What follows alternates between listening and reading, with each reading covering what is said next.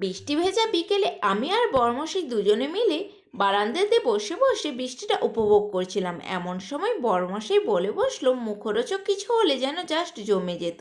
বরমশাইয়ের আবদার রাখতে আমিও বারান্দা থেকে নেমে সোজা চলে গেলাম রান্নাঘরে ইউনিক কিছু ডিশ বানানোর জন্য।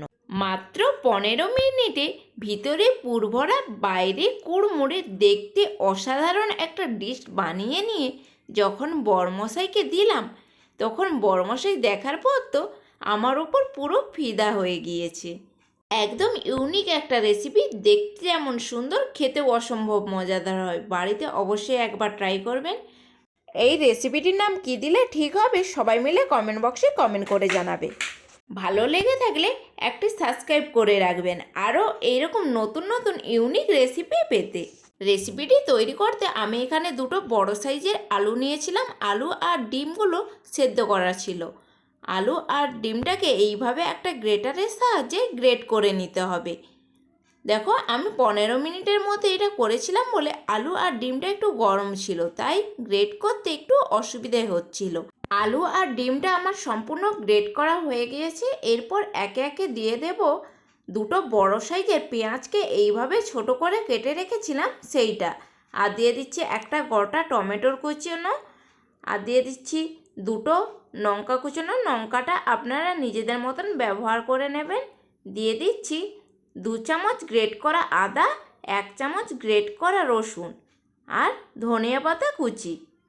এরপর এর মধ্যে দিয়ে দিচ্ছি দুটো ইপ্পি নুডলসের মশলা। ইপ্পি নুডলসটাও এর মধ্যে ব্যবহার করব, তাই এর মশলাটাও এর মধ্যে দিয়ে দিলাম। দিয়ে দিচ্ছি 1 চামচ জিরে গুঁড়ো, পরিমাণ মতো লবণ, পরিমাণ মতো হলুদ আর 2 চামচ ময়দা। দিয়ে দিচ্ছি 2 চামচ কর্নফ্লাওয়ার। দেওয়ার পর ভালো করে হাত দিয়ে মেখে নিতে হবে। ভালো করে সমস্ত উপকরণগুলো মেখে নিলাম। মাখা হয়ে গেলে সাইডে রেখে দেব। এরপর দুটো ইপ্পি নুডলস নিয়ে নিয়েছি। দুটো নুডলসকে এইভাবে হাতের সাহায্যে ছোট ছোট করে টুকরো করে নিতে হবে। দেখো, এইভাবে একদম মিহি করে টুকরো করে নিচ্ছি। এইদিকে একটা পাত্র নিয়েছি, তার মধ্যে 2 চামচ কর্নফ্লাওয়ার দিয়ে অল্প একটু জল দিয়ে একটা ব্যাটার রেডি করে রাখলাম। তোমরা চাইলে এখানে কর্নফ্লাওয়ারের বদলে ডিমের গোলাও ব্যবহার করতে পারো। আমি এখানে কর্নফ্লাওয়ারটাই ব্যবহার করলাম। এরপর আলুর পুরটা রেডি করার পালা। তার জন্য হাতের মধ্যে কিছুটা পরিমাণে রিফাইন অয়েল এইভাবে মেখে নিলাম। এর ফলে আলুর পুরটা আর হাতের মধ্যে চিটে যাবে না। এরপর অল্প একটু আলুর পুর নিয়ে হাতের মধ্যে এইভাবে গোল করে হার্ট শেপ দিয়ে নেব। দেখুন আমি হার্ট শেপগুলো কীভাবে দিচ্ছি। ঠিক এইভাবে আলুর পুরটাকে হার্ট শেপ দিয়ে নিলেই খুব সহজে খুব সুন্দর একটা হার্ট শেপ আপনারা নিজেরাও দিয়ে নিতে পারবেন। দেখুন হার্ট শেপগুলো কীরকম হয়েছে, অবশ্যই কমেন্ট বক্সে কমেন্ট করে জানাবেন হার্ট শেপগুলো দেখতে কেমন লাগছে। এরপর কর্নফ্লাওয়ারের গোলাতে ডুবিয়ে যে ইপ্পিগুলো টুকরো করে রেডি করে রেখেছিলাম তার মধ্যে কোট করে নিতে হবে।